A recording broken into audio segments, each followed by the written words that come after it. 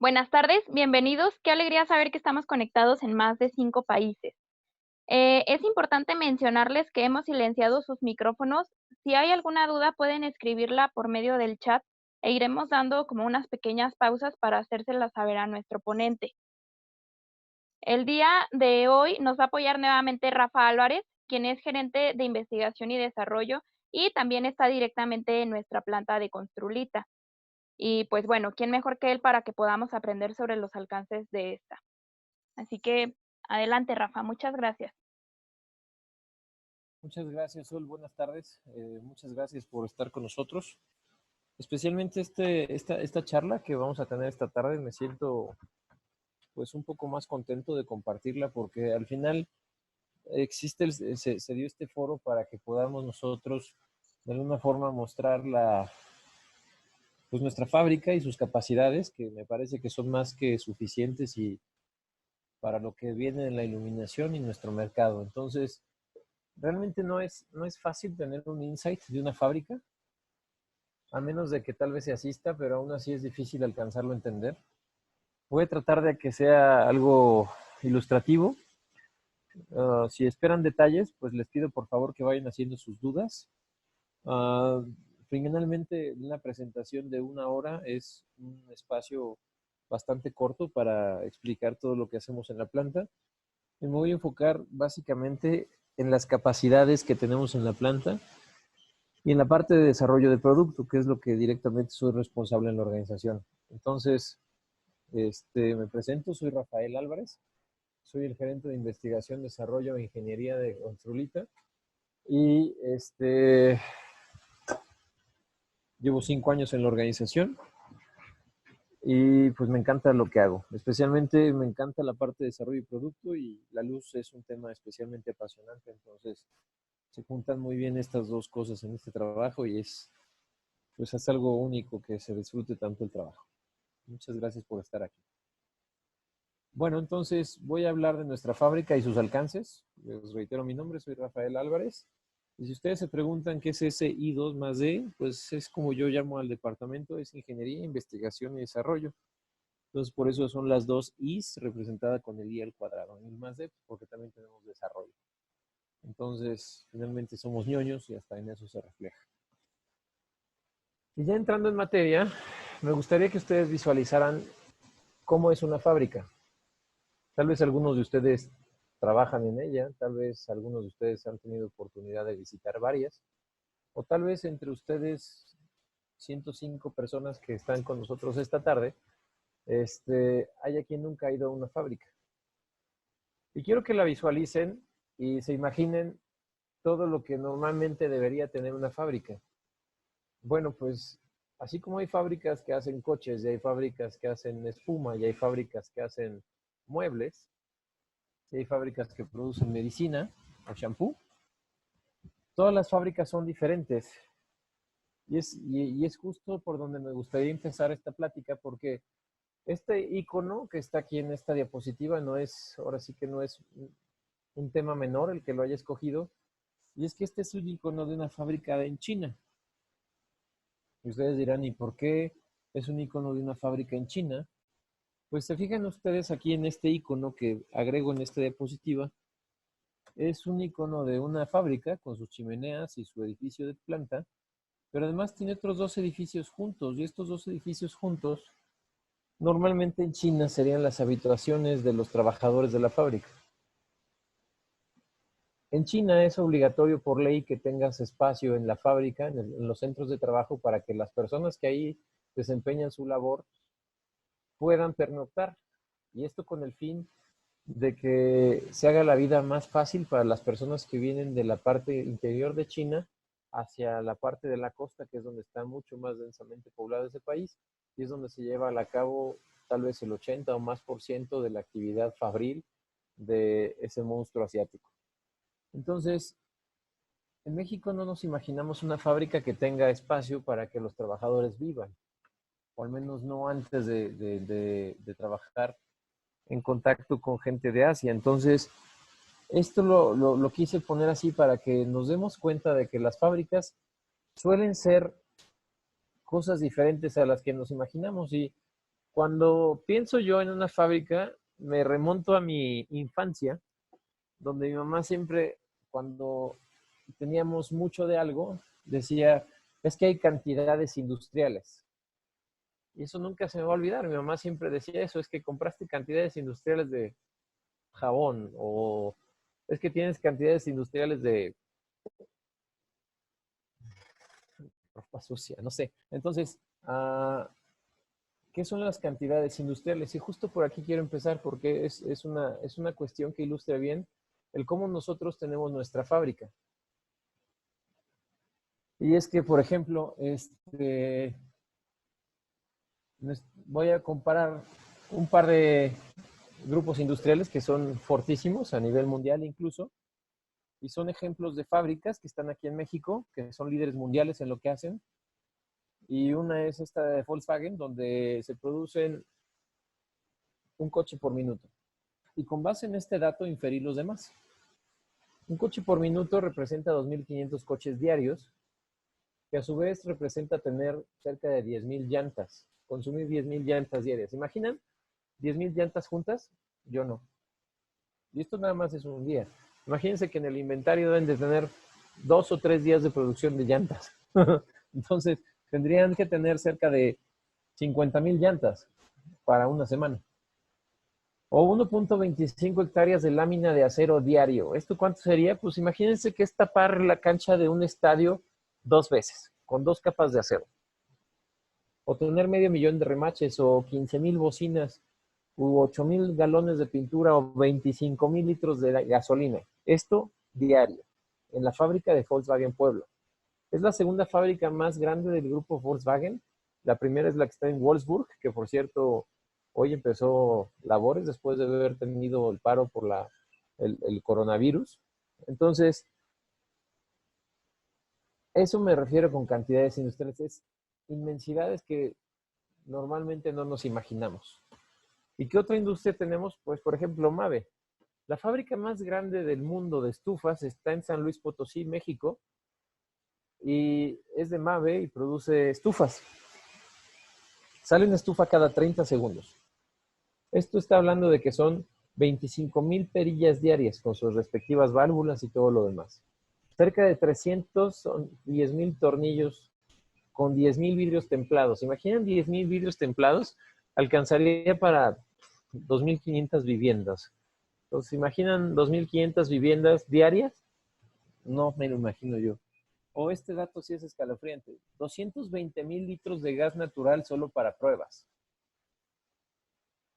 No hacen, o sea, las pruebas de las estufas duran 1 minuto. Y en ese minuto, por todas las estufas que hacen, se consumen 220.000 litros de gas natural. O nosotros que estamos en el mercado de la iluminación, en esa fábrica se consumen 5.500 lámparas, o lo que llamamos también focos, todos los días. O por ejemplo, esto sí, no nos imaginamos porque no es el tipo de estufas que normalmente consumimos en México, pero tienen muchas estufas fibra de vidrio. Bueno, consume esta fábrica cerca de 9 toneladas de vidrio, de mantas de fibra de vidrio. Son números que escapan a la dimensión normal de alguien que no está necesariamente en este medio. Entonces, es por ahí por donde quiero empezar, porque ¿qué pasaría si quiero algo diferente?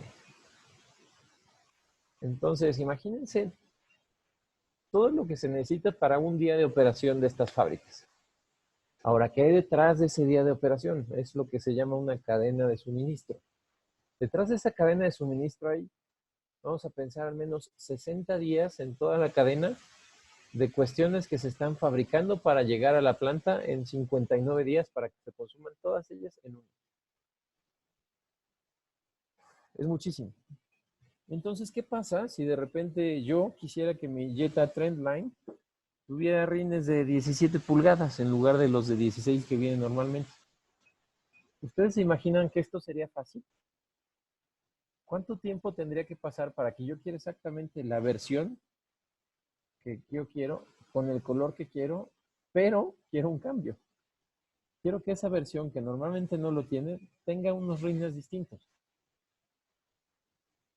O bien, Si yo quisiera que de repente mi estufa horneara más parejo y quisiera que fuera el modelo que se vende en cualquier tienda normal de muebles, pero yo la quisiera con un horneado más parejo.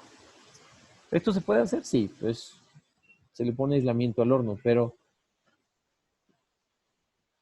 ¿yo qué tendría que hacer para que hicieran así mi estufa? Lo más fácil sería comprarla y después cambiarla yo mismo. Tanto los rines del coche como ponerle el aislamiento al horno de la estufa para que tuviera un horneado más parejo o más uniforme. Pero si imagínense estos pedidos de fábrica, ¿qué tendría que pasar para que estas, por decirlo así, requerimientos míos, personales de Rafael Álvarez, se pudieran llevar a cabo en las fábricas? Pues muy simple, nos tendríamos que cambiar de mercado. ¿Por qué nos tendríamos que cambiar de mercado? Pues porque la escala no nos ayuda. Y es que los ejemplos que acabo de presentar son ejemplos de monstruos que producen, como decía mi mamá, cantidades industriales de coches y de estufas. Pero si de repente quiero empezar a configurar mi coche, pues no va a ser Volkswagen quien me lo resuelva. En este caso, encontré que Porsche tiene en su página web un configurador de coches.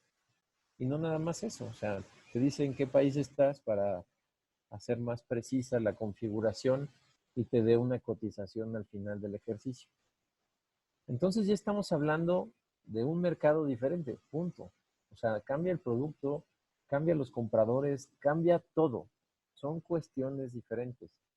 No se puede mezclar. ¿Por qué? Porque simplemente, por ejemplo, es la típica imagen de una fábrica de coches de alto desempeño. Una fábrica impecable, sin un solo tornillo tirado. Y muchas veces hasta en los videos se ven personas bonitas ah, fabricando ahí, ahora sí que en forma y todo aquello, operando las máquinas y esto, con pocas máquinas, suficiente espacio, no tantas prisas. Y bueno, es el caso de la fábrica de Porsche. Hay 4 veces más robots que personas, pero bueno, dejando eso de lado, tan solo en la parte de pintura, tomé este extracto de la página web.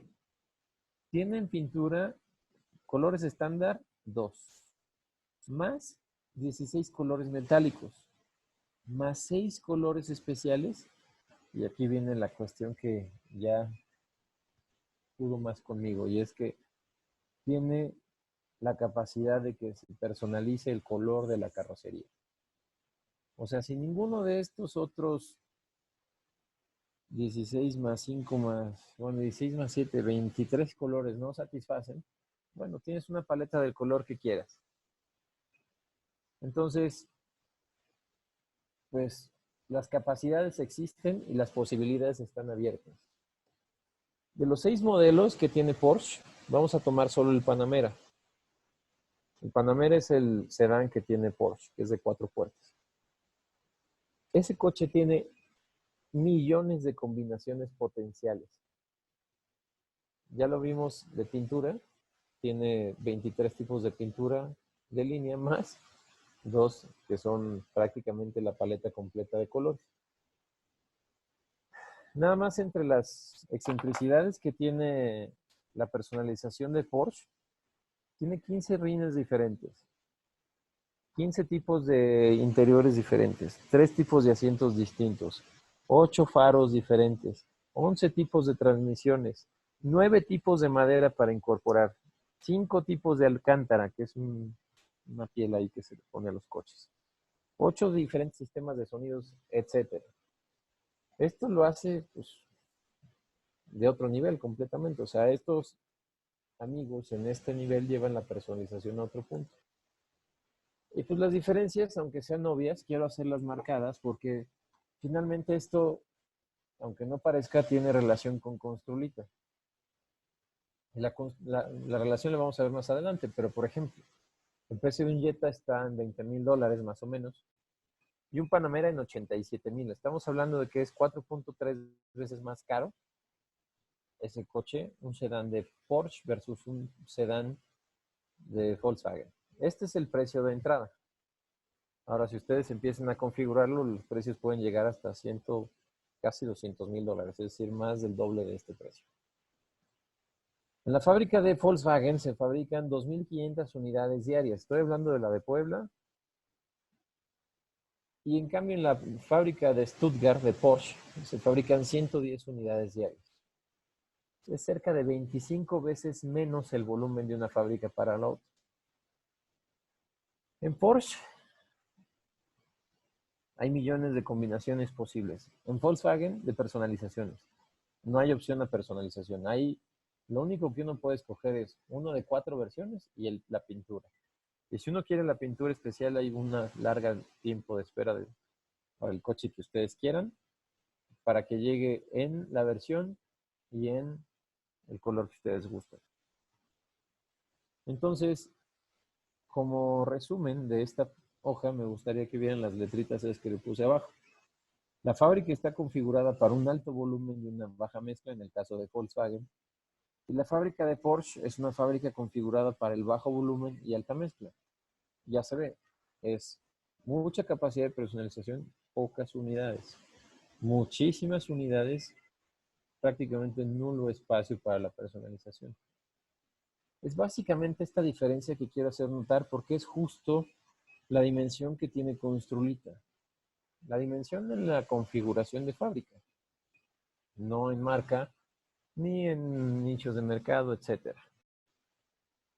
Pero Construlita es una fábrica que está configurada para el bajo volumen y alta mezcla de productos con una alta capacidad de personalización. Y aquí hago una pausa y me gustaría que Sol me dijera, por favor, si hay algunas preguntas. Entonces, no sé si me las puedes pasar, pues, Sol, por favor, para irlas respondiendo. No, Rafa, hasta el momento no tenemos ninguna pregunta. Bien, les recuerdo que voy a estar haciendo este tipo de pausas. Si hay alguna pregunta o comentario, para no dejarlas hasta el final y que tal vez pierda relevancia la pregunta en el momento. Entonces, les pido por favor que si tienen una duda, tengan la confianza de pasarla por el chat a Sol, para que Sol pueda, a su vez, pasar las dudas junto conmigo y yo pueda responderlas en dado caso. Entonces, volviendo al punto, Construlita tiene esa...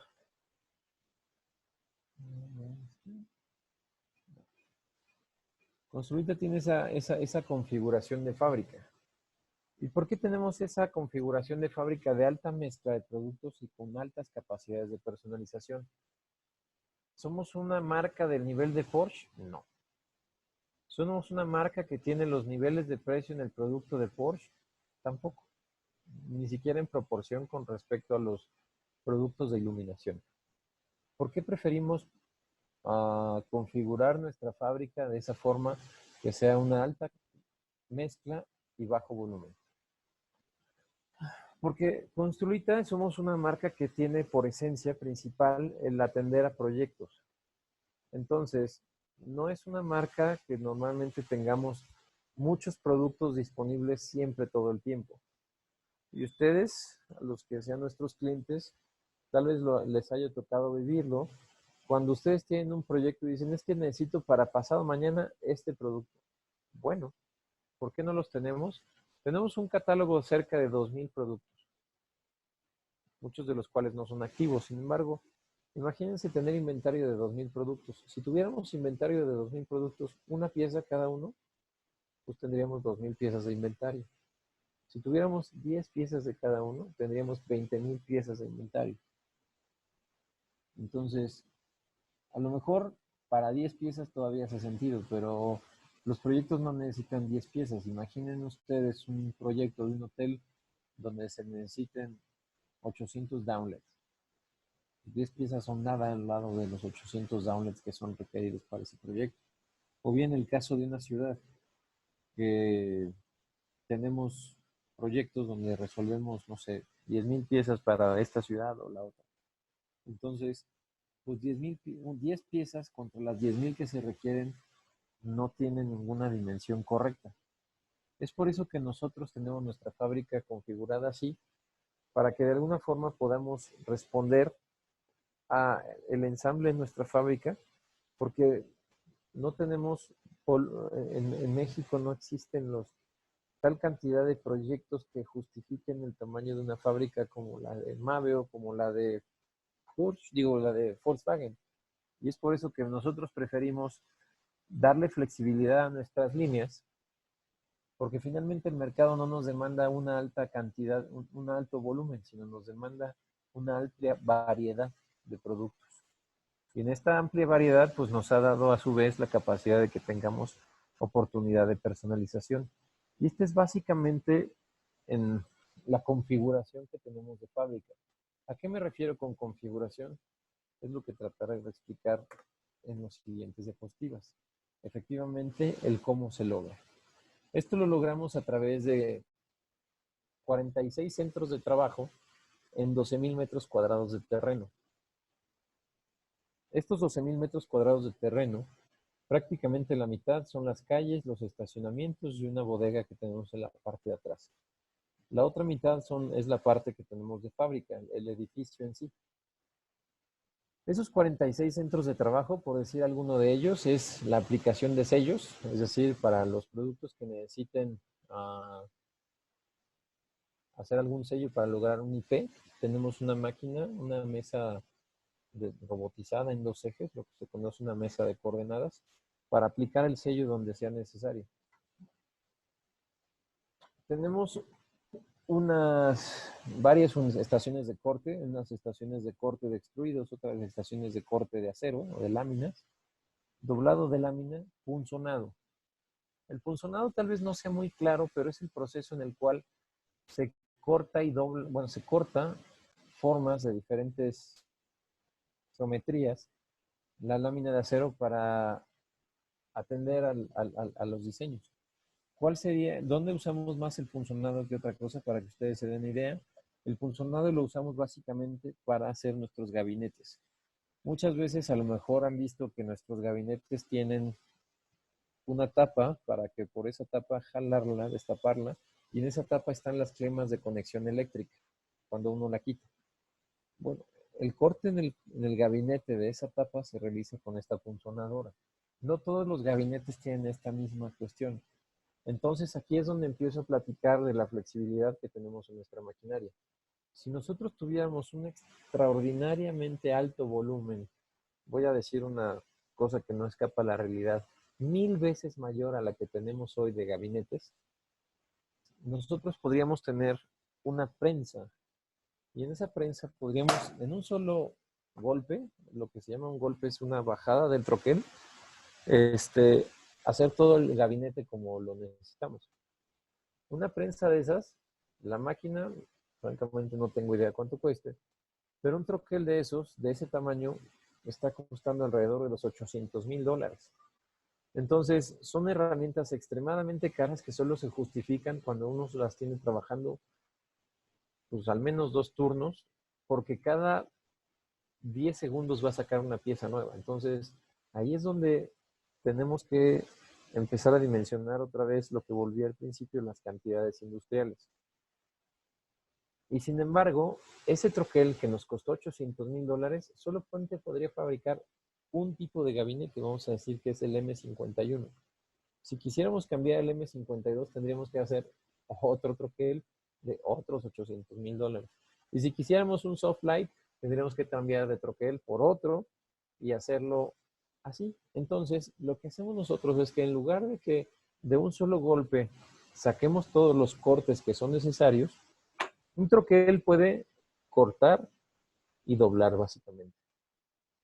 Entonces, nosotros no tenemos troqueles para los gabinetes y lo que hacemos es que primero lo cortamos y eso lo hacemos en las punzonadoras y después lo doblamos y eso lo tenemos en las dobladoras. Tenemos 4 dobladoras y 2 punzonadoras para dar el volumen que se necesita. Entonces, en lugar de tener un montón de herramientas extraordinariamente caras y fijas para siempre tener el mismo modelo, lo que nosotros hemos hecho es que preferimos tener máquinas que nos den flexibilidad para poder hacer cambios de modelo relativamente, bueno, de una forma muy sencilla, pero también económica en el sentido que no va a ser mucho más caro el cambio de modelo, no va a implicar una inversión nueva, diferente. Entonces, es aquí donde se empieza a ver esa esencia de nuestra fábrica de bajo volumen. ¿Por qué?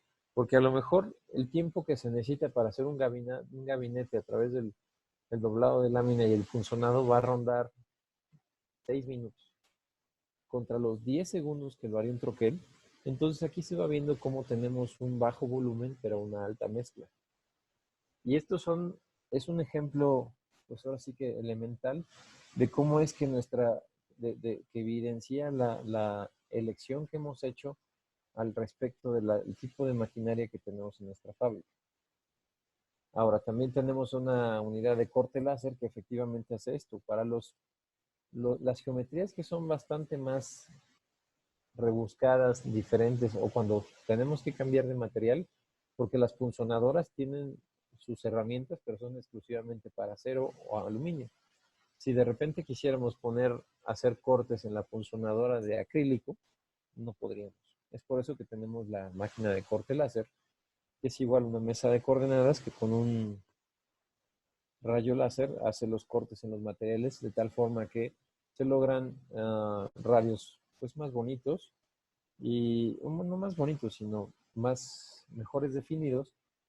Y cuando no son cortes rectos, se puede usar el corte láser, o cuando son cuestiones completamente nuevas y no tenemos un dado que haga eso en la máquina de funcionado, usamos la máquina de corte láser, pero además también podemos poner ahí otros materiales como puede ser MDF, puede ser acrílico, puede ser acero, puede ser aluminio, ¿no? Por las características mecánicas del aluminio.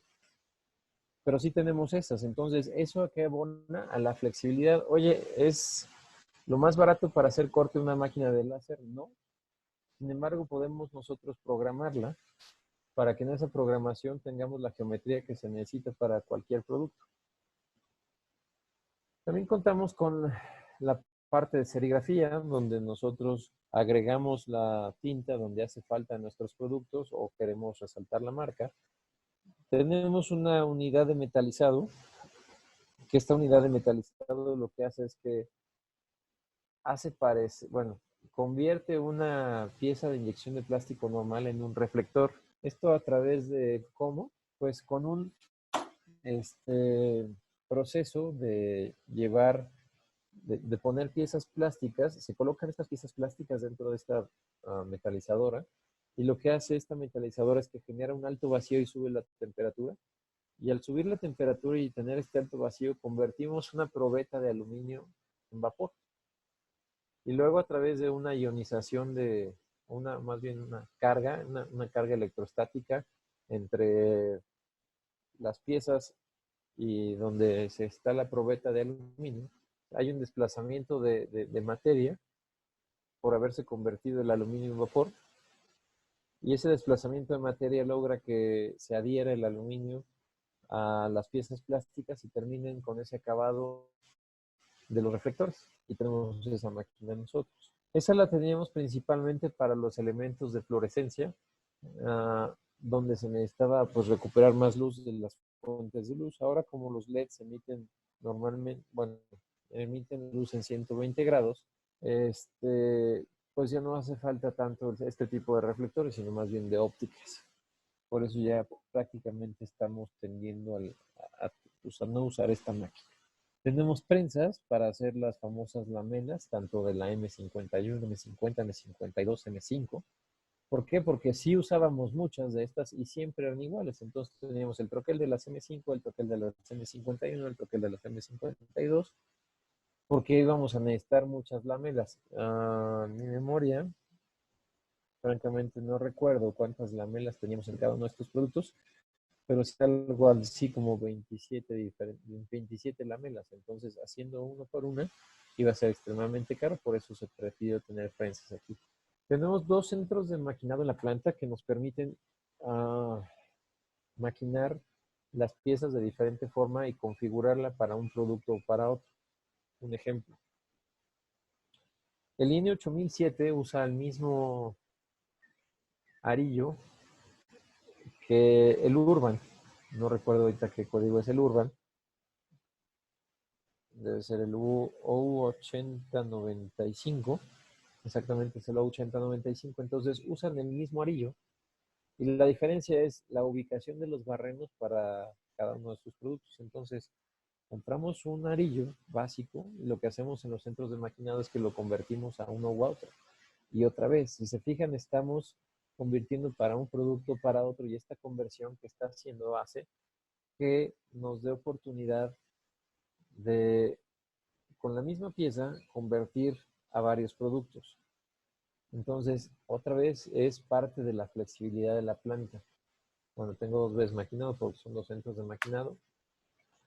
No es del todo cierto, es más bien un error aquí en mi presentación, pero también tenemos la parte de soldadura y esa soldadura pues, no es más que para cerrar los gabinetes que todavía usamos en cierta forma. Intencionalmente dejé lo que es SMT al final, porque tengo una explicación de SMT con más detalle en esta otra diapositiva y en la que sigue. SMT es el proceso donde se ensamblan los LEDs a las tarjetas y viene del acrónimo de inglés Surface Mounted Technology. Entonces, ¿por qué Surface Mounted? Porque se fijan antes algunas tarjetas todavía, las tarjetas electrónicas tenían hoyitos y lo que hacían es que las terminales de los componentes tenían que atravesar esos barrenos que tenían las tarjetas de ensamble y se soldaban por abajo. El hecho de hacer o de tener necesidades electrónicas en diferentes tamaños nos hace que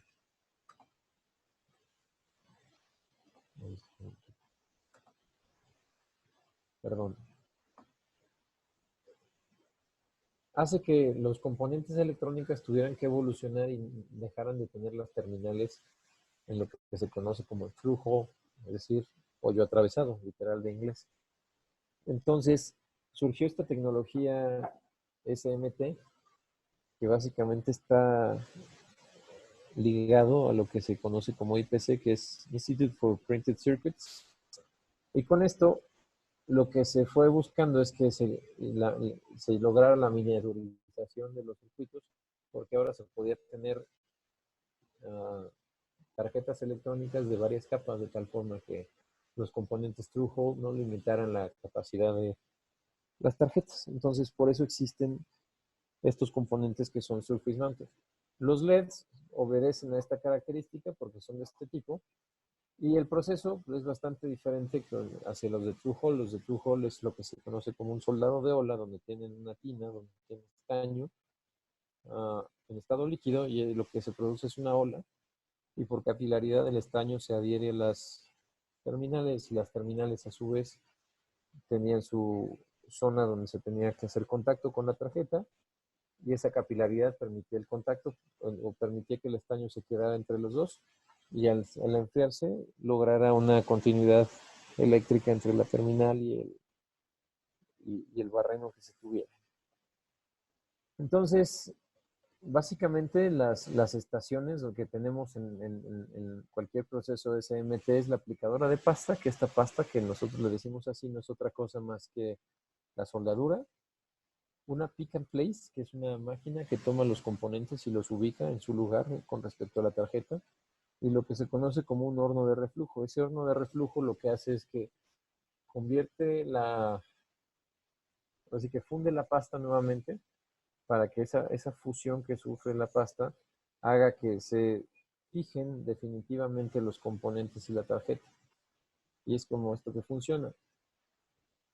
Esto que acabo de platicar va a ser un poco más completo aquí, pero justo la idea que quiero ahora sí que imprimirles en esta diapositiva es este cuarto que tenemos nosotros de SMT es un cuarto limpio. ¿Por qué es un cuarto limpio? Porque en las cuestiones industriales lo que se conoce un cuarto limpio es un espacio donde se controla, además del acceso, por supuesto, la temperatura y las partículas. De tal forma que no caiga polvo en las tarjetas y esto evite, el hecho de que caiga polvo sobre las tarjetas es un problema porque ese polvo eventualmente generaría lo que conocemos como voids entre la tarjeta y eso a su vez hace que se desprendan las tarjetas de los LEDs, o los LED de las tarjetas, perdón. Y además de eso, controlamos una cuestión que conocemos como ESD, que también viene del inglés, que es Electrostatic Discharge, que son descargas electrostáticas, y no es otra cosa más que la estática que generamos cuando nos desplazamos. Esa estática que cuando nos acercamos a alguien que está haciendo tierra, nos da un toque.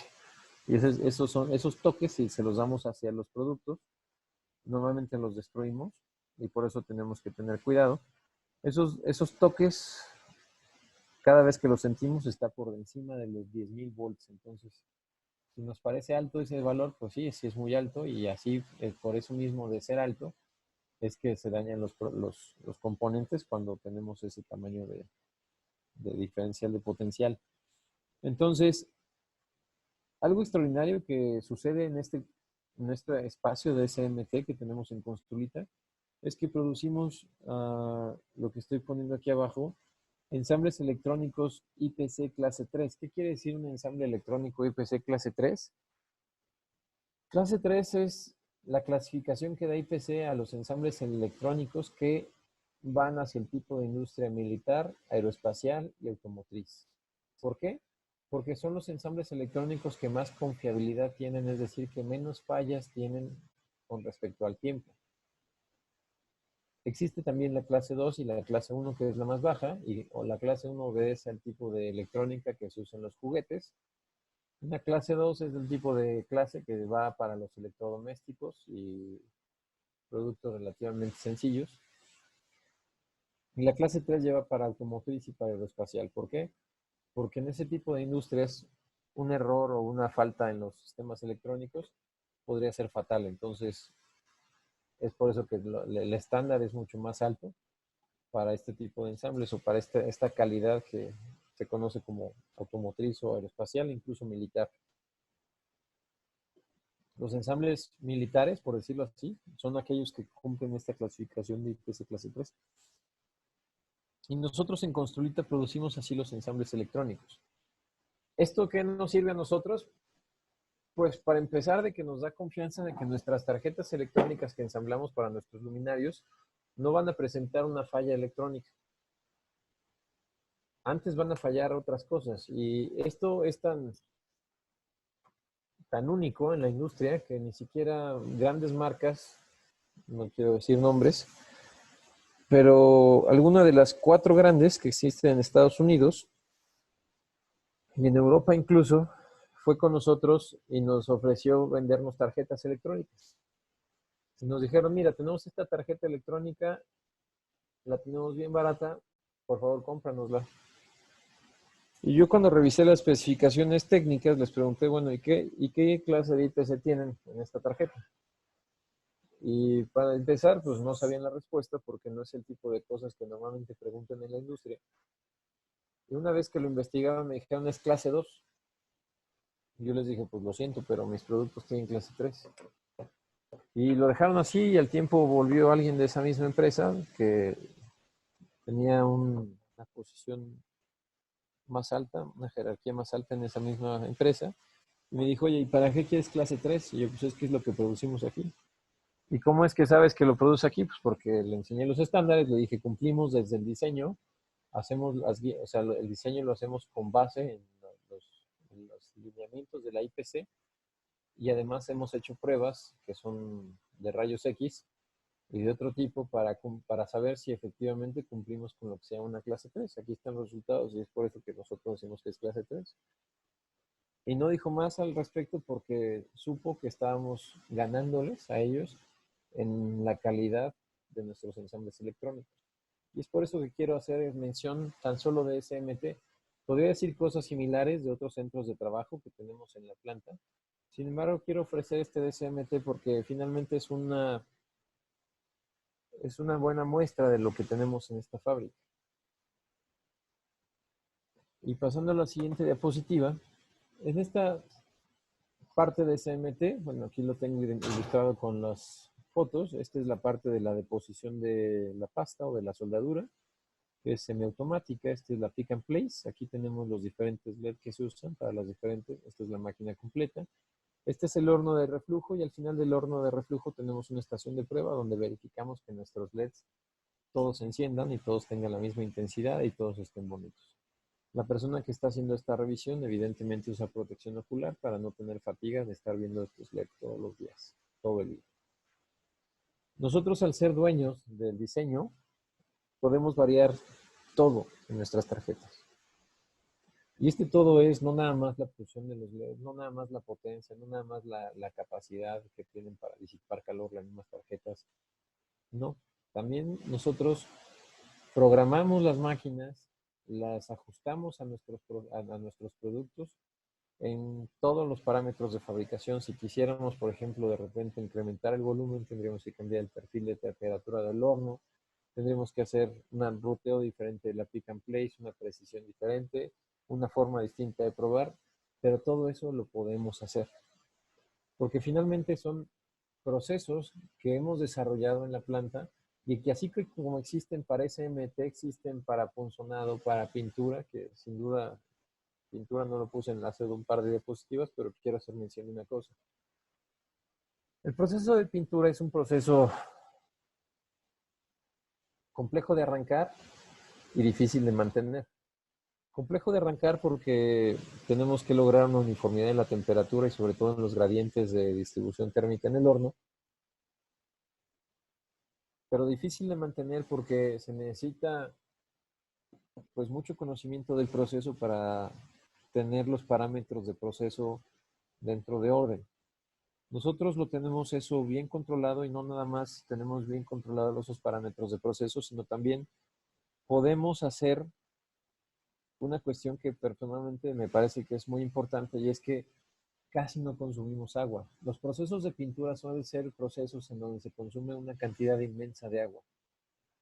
Nosotros consumimos una quinta parte de lo que consume un proceso normal de pintura y eso lo hemos llegado a hacer pues por nuestra conciencia ecológica y porque pues hemos llegado a dominar el proceso al punto en que nos permitimos hacer cosas diferentes con éxito y es por eso que logramos este consumo de agua, una quinta parte de lo que sería normal para un proceso de pintura como el que tenemos en la fábrica. Entonces, estas dos muestras de estos dos procesos los menciono para ilustrar estas capacidades y este conocimiento pleno que tenemos de nuestros procesos en la planta, para finalmente llevar a lo que nosotros queríamos, que es dar un mejor servicio y que nuestros productos sean lo suficientemente buenos para nuestro mercado.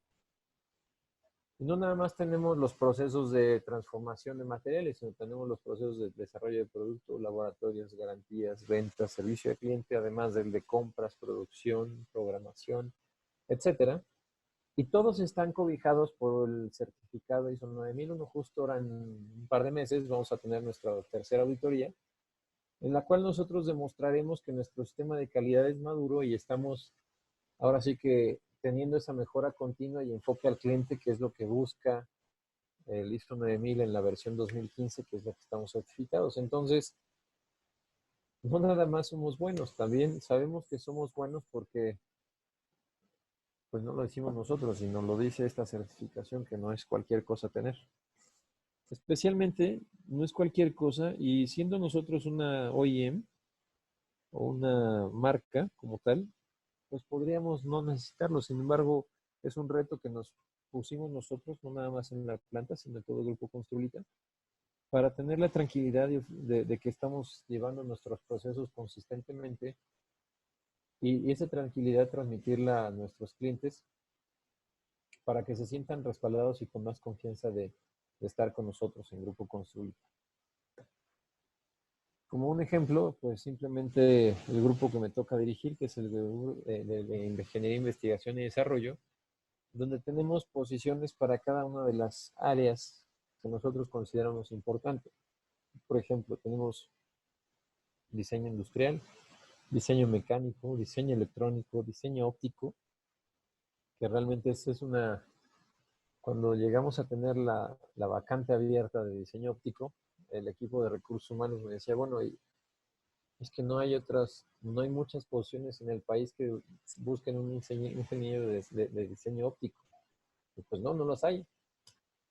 Tal vez se usan algunos en automotriz, y finalmente esa vacante se cubrió con alguien que venía de un centro de investigación. Entonces, no es cosa menor.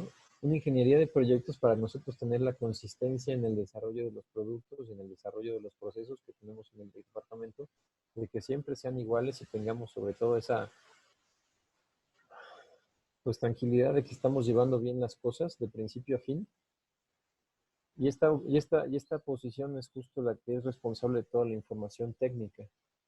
La ingeniería del producto, que es quien atiende a nuestras líneas de proceso, o nuestras líneas de ensamble, cuando tenemos alguna cuestión que sale de lo normal en el proceso. Ingeniería de métodos, que esta ingeniería de métodos es uh, la ingeniería que define el cómo se deben ensamblar los productos que se acaban de diseñar. Entonces, esta ingeniería de métodos literalmente escribe las recetas de cocina, cómo debe ser el proceso de ensamble o el proceso de manufactura, cuáles son los parámetros que tienen que tener las máquinas para producir los productos que se esperan. Es un área de ingeniería bien grande. Y las herramientas que nosotros tenemos para el desarrollo del producto, pues nos habilitan a que prácticamente podamos nosotros simular el producto completo antes de ni siquiera tener una sola lámina cortada. Podemos simular los esfuerzos mecánicos que tiene, podemos simular la distribución térmica que puede tener, podemos simular la distribución fotométrica y no nada más simularla, sino también esa distribución que ya hemos diseñado, la llevamos a un software como Dialux o Photometric Toolbox, donde podemos ver el efecto de la luz y cómo estaría afectando la parte mecánica o eléctrica del producto. Entonces, podríamos conocer el desempeño del producto solo con el concepto de diseño. Esto nos ahorra un montón de tiempo porque nos permite, en el caso de que tengamos algún cliente que nos haga un requerimiento de un producto específico, saber si es lo que busca o no, antes de hacer inversión más que el tiempo que se toma para hacer esto. Y como un dato, que cuando yo me di cuenta de este dato, pues me resultó abrumador. En el 2019, este equipo, conformado así como se les presento, tuvo una producción de 520 nuevos productos en el año. Si consideramos que el año tiene 52 semanas, pues básicamente fueron 10 productos a la semana, 2 productos diarios. En el año pasado que estábamos proponiendo a nuestro equipo comercial, a nuestros clientes, todo el tiempo. Entonces, el volumen es impresionante y es parte de las capacidades que nosotros tenemos en este equipo, que finalmente es como la primera línea antes de que llegue a la planta. Tenemos este equipo que finalmente hace las funciones de uno, imaginar el producto y no nada más imaginarlo, sino llevarlo de la imaginación a la fábrica y no nada más llevarlo a la fábrica, sino hacerlo consistentemente bien en la fábrica. Entonces, estas capacidades existen en Construita, estas capacidades tenemos en la fábrica y bueno, todo esto que les digo está hecho, pues, no es de gratis, sino por nuestra gente. Ahora sí que es gente que se divierte en las actividades que nos organiza el equipo de recursos humanos, es gente que nos involucramos en el equipo y hacemos que todos estemos participando en los problemas. Es estar nosotros como ingeniería trabajando junto con producción en la misma línea, buscando cómo hacer mejoras al producto, buscando cómo resolver problemas, buscando eso, y no nada más nosotros, sino también capacitando al equipo comercial de nuestras marcas, en nuestros productos, y no nada más al equipo comercial, sino también al equipo de directores. Somos un equipo de personas comprometidas con nuestra vocación y enfocados a dar a nuestros clientes y usuarios lo mejor de nuestro trabajo en cada producto, buscando satisfacer sus necesidades y sobre todo logrando hacer la diferencia al proyecto personal. Entonces, todo esto que les digo, pues no tiene sentido si no volteamos a ver a la gente. Y aquí me voy a brincar a este renglón de aquí, donde es un dato también que es súper interesante, especialmente viniendo yo de otro tipo de industrias donde se tenían operadores nuevos prácticamente diario, porque se iban a otra fábrica, porque faltaban, porque estábamos incompletos, por cualquier cosa. En el equipo de producción no hay una sola persona que tenga menos de 5 años en la organización. Yo tengo 5 años en la organización, entonces el más nuevo de la plantilla de producción tiene el mismo tiempo que yo en la organización de Construita. Esto para una fábrica es, desde mi punto de vista, inaudito. Las fábricas tienen rotación de personal mucho más alto, nosotros no, porque es gente que le gusta su trabajo y es gente que lo quiere. Tenemos un equipo de ingeniería, investigación y desarrollo con la capacidad de desarrollar producto desde cero, a esto me refiero con clean sheet, y no nada más el producto, sino también los procesos necesarios. Y lo único que hace falta es hacerlo factible. ¿Y cómo se hace factible? Pues con precio, tiempo y volumen. Ya si alguien tiene duda de cuáles son estos parámetros, pues sin duda estamos para servirles. Evidentemente nuestra primera línea siempre es nuestro equipo comercial, entonces acérquense con sus asesores para ver cómo podemos hacer factible algún producto. Y nosotros en Construita somos una organización flexible y resiliente. Sobre todo esto, ahorita se vuelve especialmente relevante, dadas las características que estamos, de los tiempos en los que estamos. Muy fácil, ¿no? Así que, como ejemplo, nosotros de repente tuvimos que empezar a trabajar desde casa. Y en la concepción de algunas personas, trabajar desde casa en una fábrica, personalmente lo considero muy difícil. Hay quien lo considera imposible.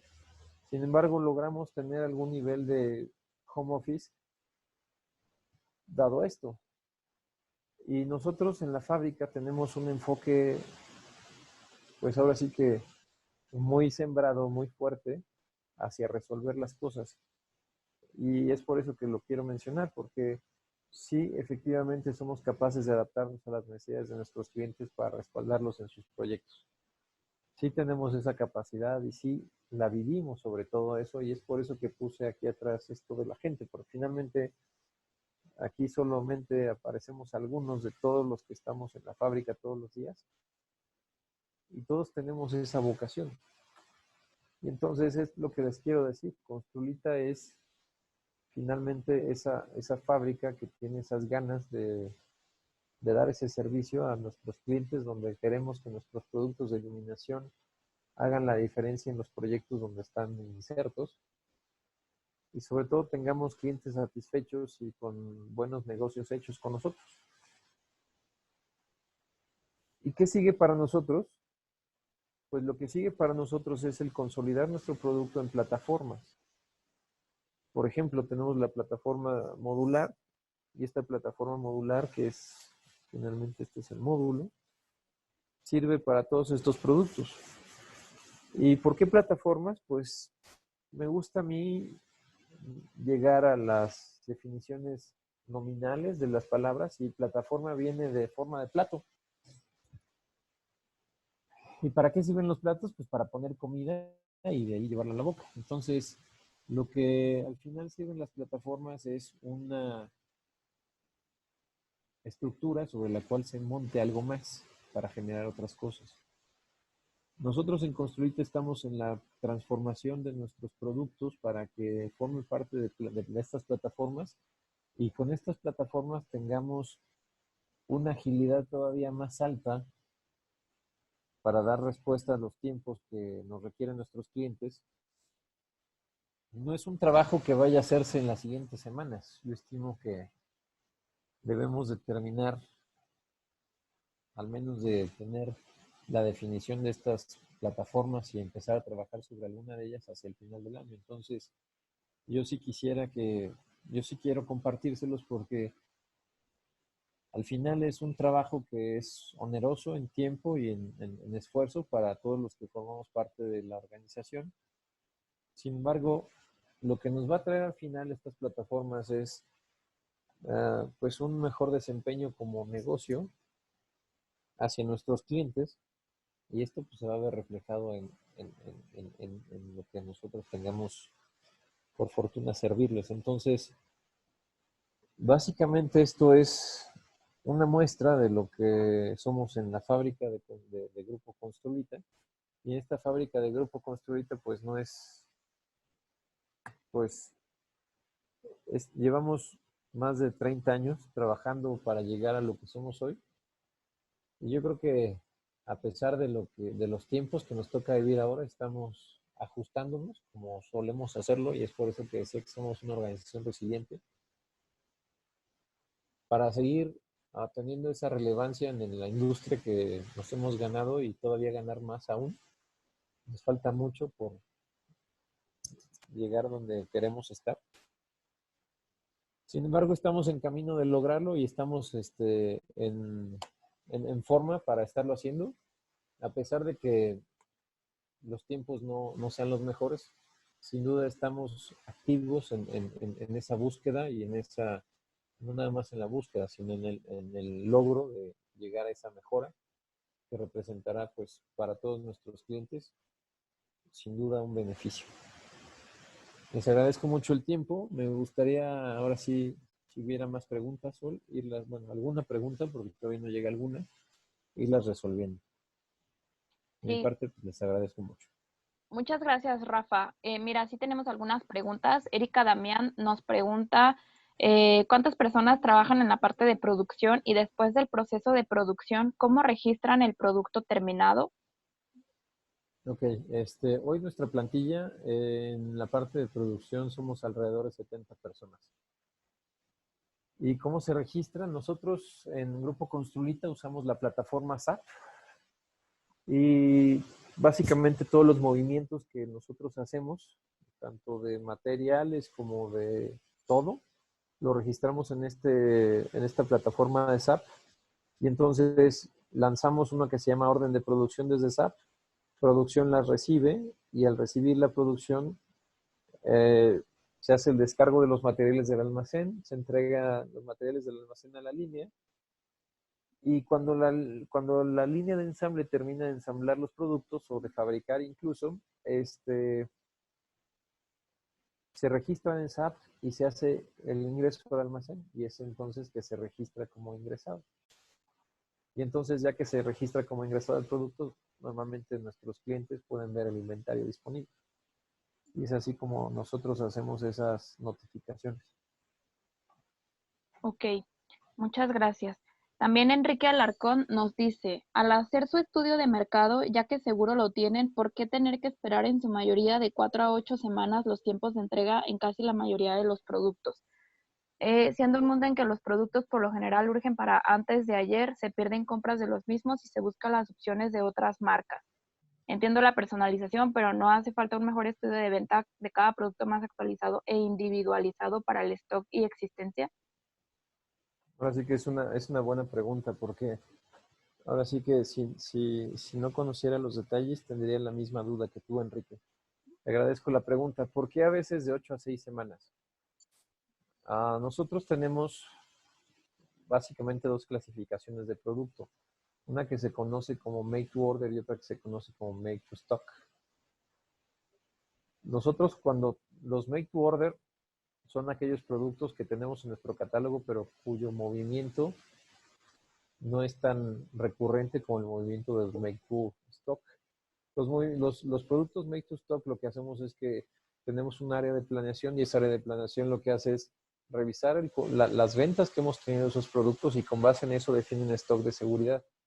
Y lo que hace producción es que siempre debe de tener ese stock de seguridad cubierto. Ah, no estoy seguro si en nuestra lista de precios viene cuáles son productos make to order y make to stock. Los make to stock debemos de tenerlos disponibles normalmente. Te voy a ser franco. Hay veces que nuestros clientes llegan y buscan el mismo producto dos o tres para diferentes proyectos y nuestros stocks se vuelven a cero. Entonces, esos picos nos desestabilizan la cadena de suministro. Al ser nosotros una empresa que trabajamos, una fábrica que normalmente trabaja para darle flujo a proyectos, imagínate que es como si le dijéramos a nuestro país, oye, pues necesito que construyas 5,000 metros cuadrados de oficinas, 1,500 metros cuadrados de restaurantes y 12,000 metros cuadrados de fábricas al mes. porque la capacidad de nuestras cadenas de suministro en el país se limitan a eso. No, no existe tal cosa. Entonces, de repente hay muchos proyectos para industria, de repente hay muchos proyectos para hospitalidad, de repente hay muchos proyectos para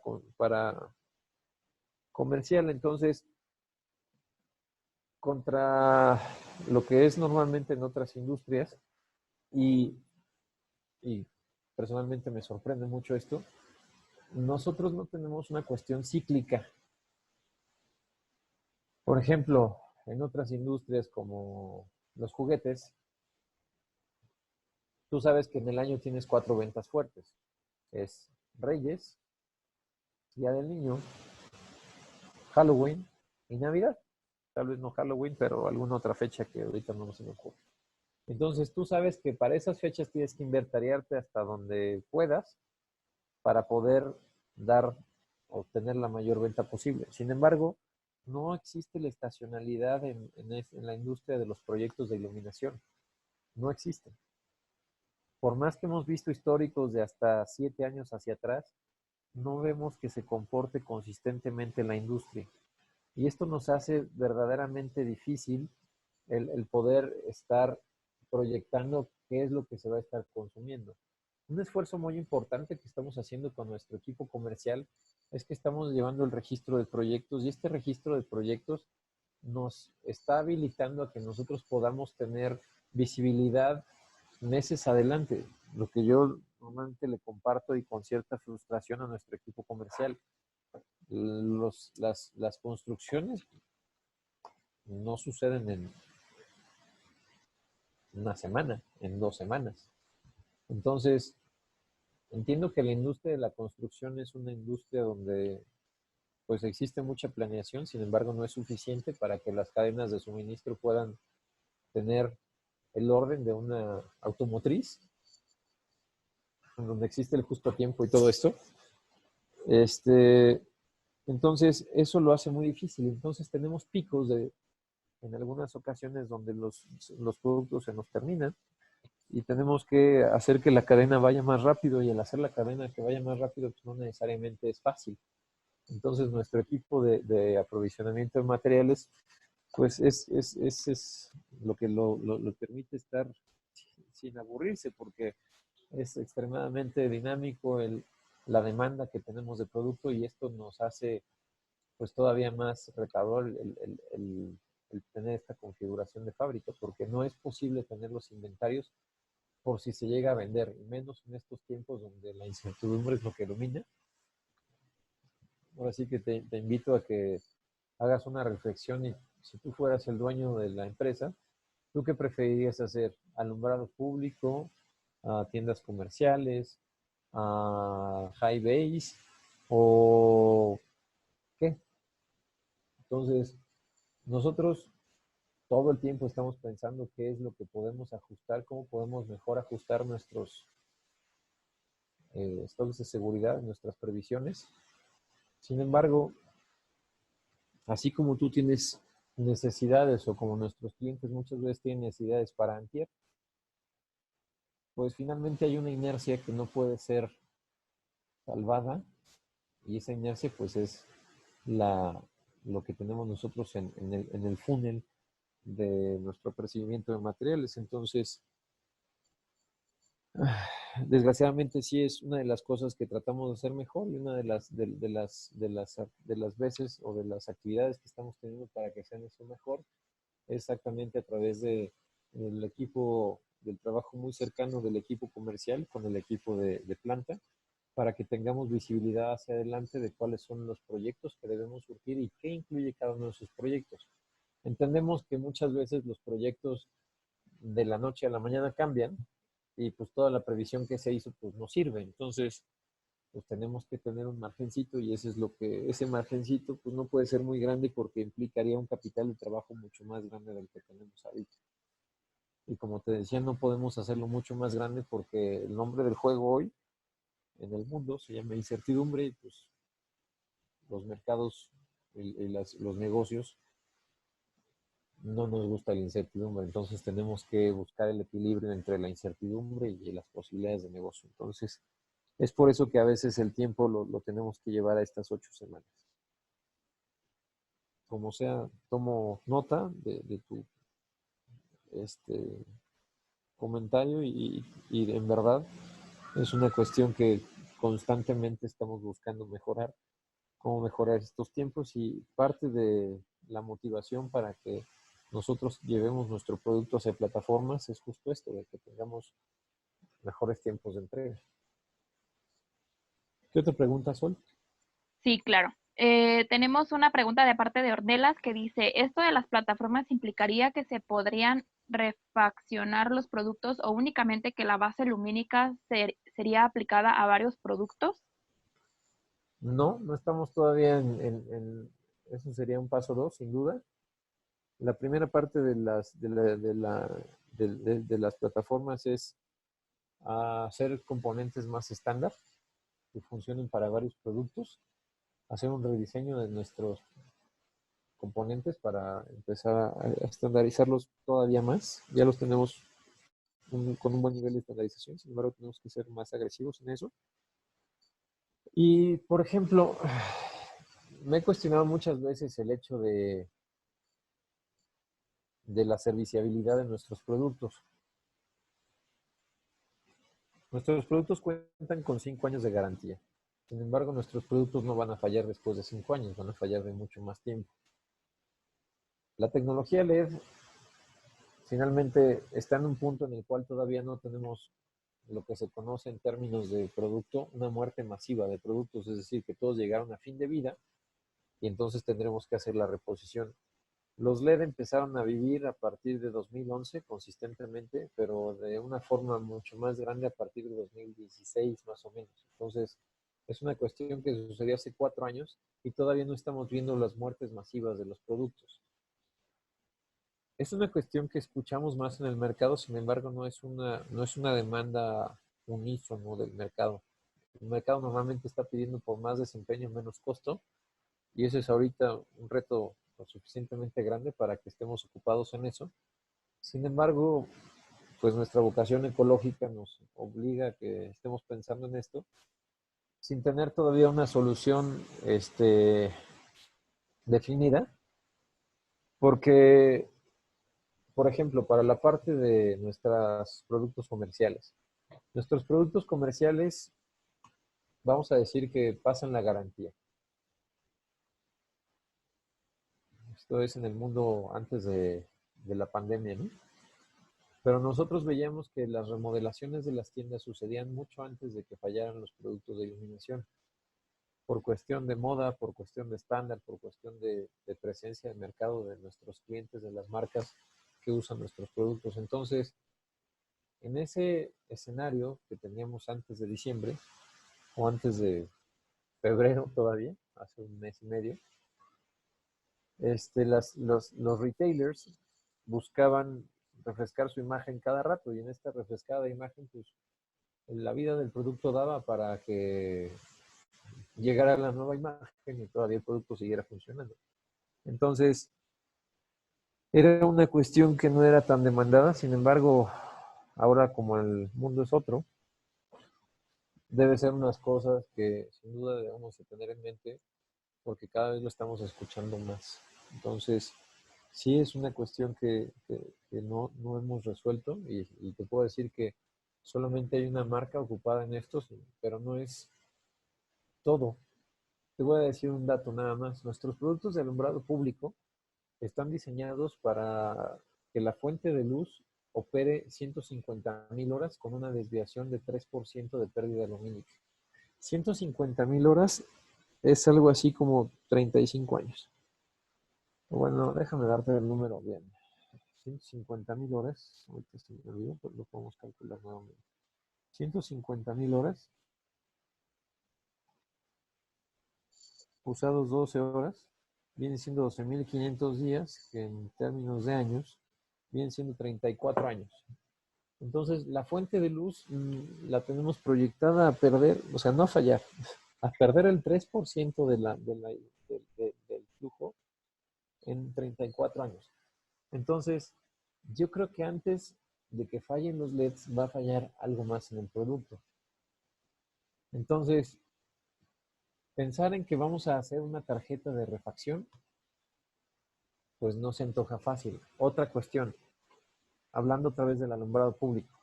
Si tú quieres llegar a cambiar la tarjeta, tienes que romper el sello IP. Y para romper el sello IP, necesitas tener herramientas de precisión en el torque que se aplica. Normalmente las personas lo tendrían, no. Entonces tendríamos que desarrollar nosotros o bien las herramientas para que nuestros clientes o tengamos talleres de servicio o nuestros clientes lo puedan hacer, pero implica, no es como tan simple el hecho de decir, bueno, pues entonces nada más véndeme la tarjeta y yo la pongo. No, porque entonces si tú pones la tarjeta puede ser que estés dañando el producto y no se ensamble correctamente y eso lleve a que tengamos fallas posteriores que son debidas al servicio, que tal vez si no se le daba servicio el producto vivía más tiempo. Entonces, es el tipo de cuestiones que son sin respuesta hoy y que hacen complejo el que nosotros invirtamos en esto. Sin embargo, es el tipo de cosas que debemos seguir analizando porque eventualmente habremos de tener refacciones para algunos de nuestros productos. Gracias por tu pregunta. ¿Qué otra, Sol? Gracias, Rafa. También tenemos de parte de Arturo Romero, también han considerado la disposición final del producto cuando éste haya cumplido su ciclo de vida o deje de funcionar. Ah, pues está ligado a la anterior, esa pregunta. Ujú. Nuestros productos mm, no usan sustancias tóxicas. Los componentes electrónicos que usamos cumplen la normativa RoHS, que es una normativa europea de no uso de metales pesados.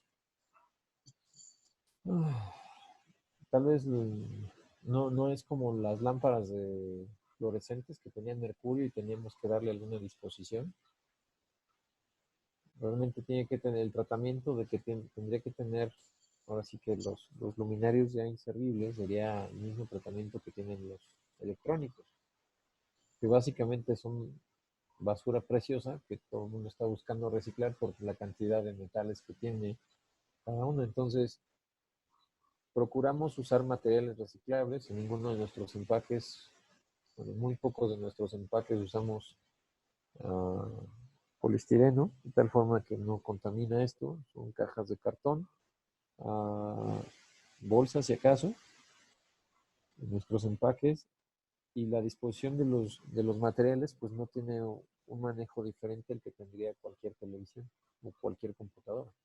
Entonces, no hemos pensado más allá en esto y sobre todo, pues no, tampoco, o sea, sí hemos pensado en la parte de la refacción, pero no lo tenemos resuelto. Gracias por tu pregunta, Arturo. Gracias, Rafa. Y tenemos una última pregunta de Ana Paula Gómez, donde nos dice, ¿cuánto tiempo tienen considerado el cambio o actualización en los productos para considerarlo en los proyectos? Porque me ha pasado que tienen un producto y a los 6 meses no hay o lo descontinuaron o lo reemplazaron por otro totalmente diferente. No tenemos una regla como puede ser en la automotriz que dice que una vez descontinuado el producto debes de tener 10 años de ¿cómo se llama? De refacciones. Para el caso de automotriz sí existe esa norma y creo que es la única industria donde lo tiene, bueno, además de la aeroespacial, porque incluso en los electrodomésticos, que también conocí, no existe esa norma tampoco y suelen cambiarse los productos. Y aquí se vuelve complejo porque la tecnología nos está obligando a que la actualización de nuestros productos sea mucho más rápida. Lo decía Alberto Mireles alguna vez en una conversación que tuvimos y lo que me decía es, si antes vendíamos, voy a decirlo así, si antes vendíamos, ¿qué les digo? Cocos, pues donde tienes un coco y pues a lo mejor el coco dura 2, 3 semanas y si no se vende, pues a lo mejor lo vendes con la pura pulpa o vendes la fibra de la cáscara y puedes hacer más. Ahora vendemos pescado y lo que tenemos que hacer es estar moviéndolo porque ni de chiste nos podemos tardar ni un día en venderlo porque tenemos que tener ese refresco porque la tecnología nos está llevando a esto. Este cambio de productos es básicamente empujada por el mercado, tal vez no en condiciones o sea, particulares, pero en general. Y este dinamismo que nos lleva el mercado nos obliga a tomar ese tipo de decisiones donde debemos de desactivar o de deshabilitar algunos productos porque ya tenemos otros que son mejores y pues no tenemos una política al respecto de las refacciones o del reposicionamiento de qué sé yo. Sin embargo, lo que sí tenemos en la organización es que tenemos un departamento de garantías donde ese departamento normalmente sí tiene un bajo stock de refacciones. De hecho, los últimos lotes de algunos componentes que definitivamente se van, los dejamos en nuestro equipo de garantías para que ellos puedan dar respuesta a los productos que lleguen por algún daño. Y te ofrezco incluso que si tú necesitas que algún producto se repare, a pesar de que esté fuera del espacio de garantía, te invito a que te acerques a nuestros asesores de iluminación para que tal vez ellos puedan llevar este producto a nuestra área de garantías donde les podemos dar servicio y tal vez podamos tener esa reposición de producto sin, aunque ya tengamos deshabilitado el producto. Ojo, no quiere decir que lo podamos hacer siempre, pero es una posibilidad que sí existe. Entonces, tal vez sea la forma correcta de estarle dando servicio a un servicio postventa a nuestros productos. Sin embargo, como les digo, todavía no lo tenemos bien asimilado por la misma juventud de la tecnología o la poca madurez de la tecnología que tenemos en los productos ya hacia el final de la vida de nuestros productos LED. Esa es una cuestión interesante que sí voy a plantear, que a lo mejor podamos tener un servicio de postventa a nuestros productos después de garantía. Muy bien, muchas gracias, Rafa. También, ya para terminar, Tadeo nos pregunta, Make to Stock versus Make to Order, ¿no podrían hacer una clasificación o etiquetado de los mismos en su catálogo página? La petición es para poder establecerlos en los proyectos a presentar un estimado de tiempo. Este, no está en el catálogo, pero sin duda está en nuestra lista de precios. Entonces, si te acercas con alguno de nuestros distribuidores o con alguno de nuestros asesores de iluminación, es el tipo de respuestas que te pueden dar inmediatamente. Si tú lo necesitas así, ellos te pueden compartir esa información sin duda. Y digo, el catálogo 2020 ya lo terminamos. Sin embargo, puede ser un punto que no lo ponemos en el catálogo por lo siguiente, porque a discreción nosotros cambiamos esa clasificación dependiendo del movimiento que tenga en el mercado cada uno de sus productos. De repente vamos a tener picos de alguno, entonces decimos, ¿sabes qué? Asignale un inventario y al asignarle inventario se convierte en un MTS en lugar de un MTO. Entonces esto lo hacemos bien dinámico y ponerlo en el catálogo se antoja como un tanto estático porque lo dejaríamos así un año completo. Entonces, sería cuestión de que lo proponga al equipo comercial cuando hagamos nuevamente nuestro catálogo de comercial y de marketing para ver si vale la pena el colocar el estatus de MTO o MTS en el catálogo. Lo que sí te puedo decir con plena, ahora sí que confianza, es que nuestro equipo comercial sin duda debe poder responderte esa pregunta y esa es una cuestión que si tú valoras el tener esa información desde el inicio del proyecto, lo puedes pedir a ellos y ellos te pueden dar esa respuesta sin problema.